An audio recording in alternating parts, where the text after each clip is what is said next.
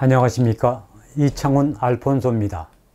한국천주교회는 교회 달력으로 성 베드로와 성 바오로 사도 대축일인 6월 29일에 가까운 주일을 보편교회의 최고 목자인 교황을 위해 특별히 기도하는 교황주일로 지냅니다.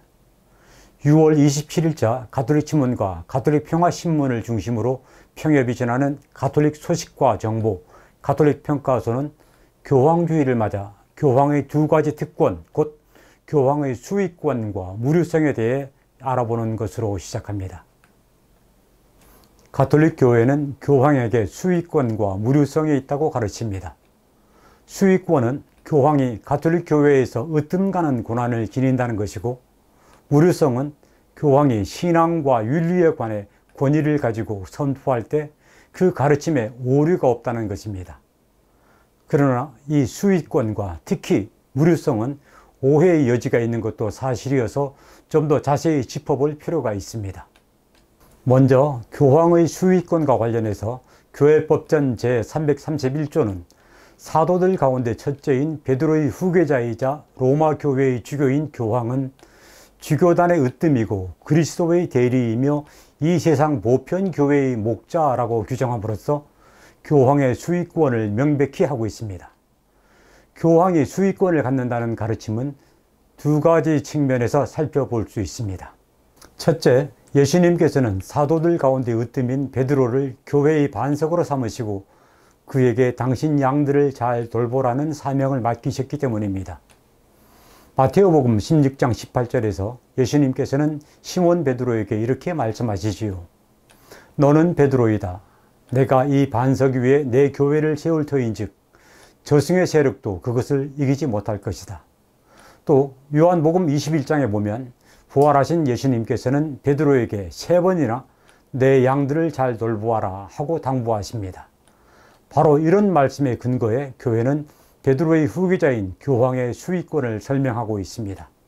둘째로 사도 베드로가 로마 교회의 초대 주교이고 교황은 초대 주교인 베드로의 후계자라는 것은 2000년을 이어오는 가톨릭 교회의 전통입니다. 그래서 사도들 가운데 으뜸으로 베드로에게 주어진 수위권이 베드로의 후계자인 교황에게도 계속 주어지고 있는 것입니다.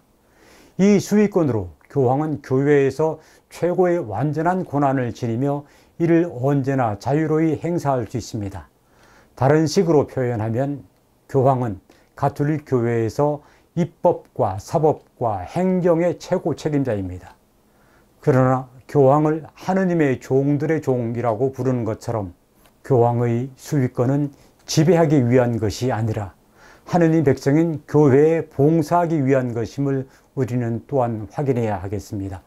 다음으로 교황의 무료성과 관련해서 마테오복음 16장 19절에서 예수님께서는 베드로에게 이렇게 말씀하십니다. 또 나는 너에게 하늘나라의 열쇠를 주겠다. 그러니 내가 무엇이든지 땅에서 매면 하늘에서도 매일 것이고 내가 무엇이든지 땅에서 풀면 하늘에서도 풀릴 것이다. 교황의 무료성에 대한 성서적 근거라고 할 수 있습니다.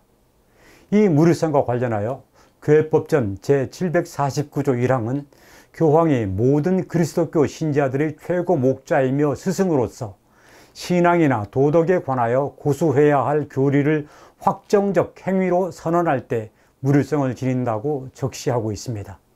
이 대목은 좀 더 명확히 설명할 필요가 있겠습니다. 교황의 가르침이 어떤 경우에 오류가 없는지를 말하고 있기 때문입니다. 교황은 첫째, 교회의 최고 목자이자 스승의 자격으로서, 둘째, 신앙이나 도덕에 관해 지켜야 할 교리를, 셋째, 확정적 행위로 선언할 때 그 가르침이 오류가 없다는 것입니다. 따라서 무료성은 이 세 가지 조건을 다 채울 때만 가능합니다. 또 교회법전 제749조 3항은 어떤 교리도 무료적으로 확정된 것임이 명백히 확증되지 아니하는 한 그 가르침을 무료적이라고 할 수 없다 이렇게 밝힙니다. 말하자면 그 가르침이 오류가 없을 뿐더러 반드시 믿어야 한다는 점이 분명하게 드러나지 않는 한 그 가르침을 무료적이라고 할 수 없다는 것입니다. 그래서 한국 가톨릭 대사전은 무료성과 관련한 항목에서 교황에게는 무료성이 있다라는 표현보다는 교황에 의한 교도권 행사는 일정한 조건 아래에서 무료성을 지닌다라고 하는 것이 옳다고 적시하고 있습니다. 여기서 한 가지 더 생각해야 할 것이 있습니다. 교황의 무료성은 교황이 어떤 특별한 계시를 받아 새로운 진리를 선포한다는 것이 아닙니다. 오히려 교회의 최고 목자로서 교회에 맡겨진 계시 진리를 올바로 보존하고 가르치기 위한 것이라고 하겠습니다. 이렇게 이해할 때 교황의 무료성과 관련된 오해들도 좀 더 풀 수가 있을 것입니다. 다음 소식입니다. 코로나19 상황이 교회의 역할을 확장하고 남북 관계를 개선하는 데 위기이자 기회가 될 수 있다는 지적이 제기됐습니다. 주교회의 민족화해위원회가 가톨릭 동북아 평화연구소와 또 동아시아 복음화 연구원과 공동으로 주최한 민족의 화해와 일치를 위한 기도의 날 심포지엄에서입니다. 서울대 국제대학원 박태균 교수는 심포지엄 발제를 통해 북한에 코로나19 백신을 공급하는 데 교회가 연결고리 역할을 한다면 남북 관계는 어느 때보다 좋은 방향으로 흘러갈 수 있을 것이라고 기대했습니다. 팍스 크리스티 코리아 연구이사 박문수 박사는 논평을 통해서 코로나19 팬데믹이 종식될 때까지 한국 교회가 북한의 인도적 지원을 확대하는 것이 시급하다는 데 인식을 같이 하고, 그러나 한국 교회가 북한을 돕는다는 것이 역효과가 나지 않도록 지원 방법을 모색할 필요가 있다고 덧붙였습니다. 또 200만 전 바티칸 주재 한국 대사는 남북한 백신 나눔은 교황청을 매개로 실현될 수 있다는 점에서 그 귀추가 주목된다고 전망했습니다. 이어서 간추린 소식 몇 가지 전해드립니다. 마산교구가 19일 창원시 마산 하포구 주권로 교구 세청사 부지에서 교구청 신축 기공식을 갖고 교구의 수건사업인 새 교구청 건립에 착수했습니다. 지하 1층, 지상 3층, 건축 면적 3,404평방미터 규모의 새 교구청은 2022년 10월 29일에 완공을 목표로 하고 있습니다. 원주교구는 가경자 최양업 신부 선종 160주기 미사를 6월 15일 제천 배론성지 최양업 신부 기념성당에서 교구장 조규만 주교 주례로 봉헌했습니다. 김대건 성인과 같은 해에 태어난 최양업 신부는 1849년 중국 상해에서 우리나라 두 번째 사제로 서품된 후 귀국해 12년 가까이 열정적으로 사목하다 1861년 6월 15일 과로로 선종했습니다.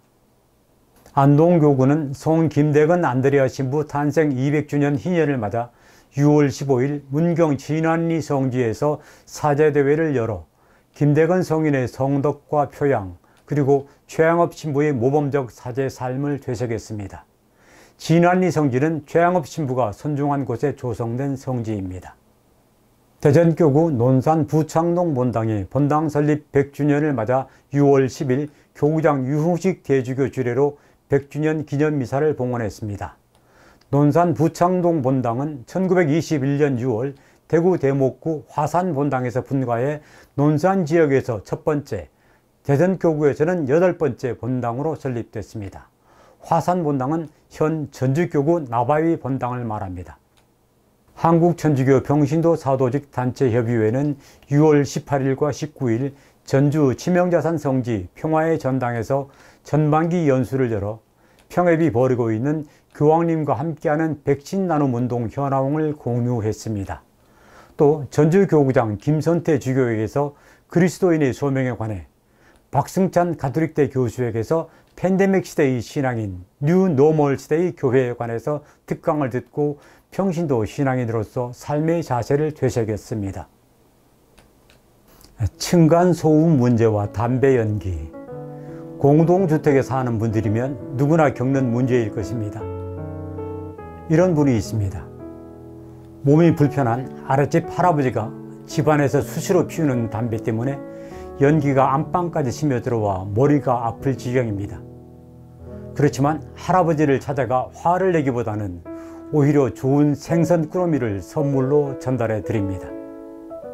또 윗집 아이들이 쿵쿵거리며 뛰어다니곤 해서 견디기 힘들지만 그 윗집을 찾아가 화를 내기보다는 오히려 아이들이 좋아하는 떡갈비를 선물로 전달해 드립니다. 여러분, 어떻게 생각하십니까? 가톨릭 평가소 여기서 마치고 저는 다음 주 이 시간에 다시 찾아뵙겠습니다. 고맙습니다.